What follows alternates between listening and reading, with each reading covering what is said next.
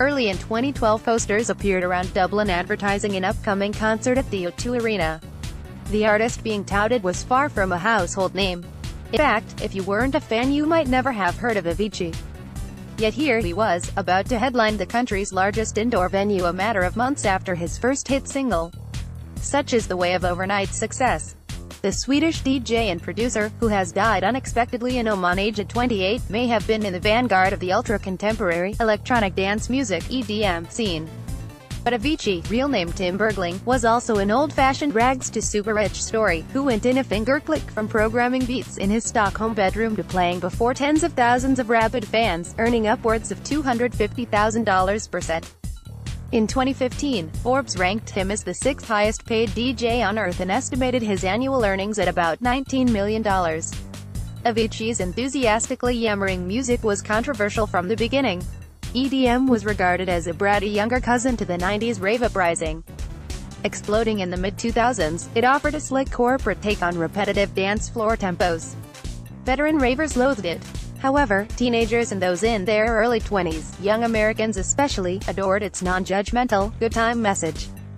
EDM was helped enormously by the support of mainstream artists such as Madonna, whose 2012 LP MDNA was her Valentine to the sound, and by the emergence in the US of dance mega-festivals such as Las Vegas's Electric Daisy Carnival. And in Avicii, he claimed his stage name referred to the lowest level of Buddhist hell. It had its first golden boy and superstar. The supreme irony of Bergling's life is that he became famous. He was dubbed by some the Justin Bieber of EDM, despite chronic shyness and an ambivalence towards the genre for which he was regarded as poster boy.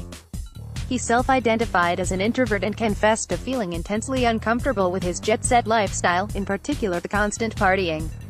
Avicii performs at the Sziget Music Festival in Hungary in 2015. Photographed, AFP, Getty Images. Living on the edge took an enormous emotional and physical toll, and in 2016 he announced he was giving up touring, following multiple hospitalizations for, among other things, inflammation of the pancreas related to excessive drinking. One of his farewell final shows would be at Marlay Park, Dublin. The heavy price of fame was made clear by a poignant 2013 profile of Bergling in American GQ, this just 2 years after his Etta James sampling breakout levels, in which the described globe-trotting success as a purgatory from which there was no escape. You are traveling around, you live in a suitcase, you get to this place, there's free alcohol everywhere, it's sort of weird if you don't drink, he told the magazine, outlining his regime of champagne before bedtime, Bloody Marys at the airport, wine on the plane. I was so nervous. I just got into a habit, because you rely on that encouragement and self-confidence you get from alcohol, and then you get dependent on it. Avicii will be remembered for introducing dance music and DJ culture to a mainstream audience in the United States, where 90s rave and house music was confined to local hotspots. As a musician, history may be less kind, as his records largely consisted of incessant beats and samples. This was dance music as jackhammer onslaught, bullying you into submission rather than carrying you aloft. Avicii performs at Radio City Music Hall in New York in 2012. Photographed, Karsten Moran, The New York Times. Yet he was by no means an unthinking crowd pleaser, much less a panderer.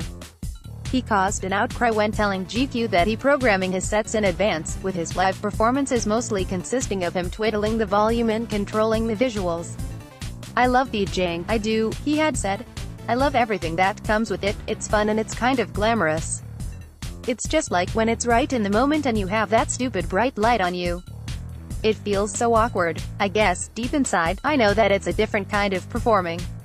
You're not performing like a guitar player or a singer is performing. Technically it is not that hard. This seemed to be a source of genuine angst, and he is to be credited with trying to take his music, and his audience, in new directions. The result was the most divisive moment of his career. The Mumford & Sons influenced folk country track Wake Me Up debuted to gobsmacked punters at the 2013 Ultra Music Festival in Miami. He worked at this space with an Irish tour manager, Sierra Davy.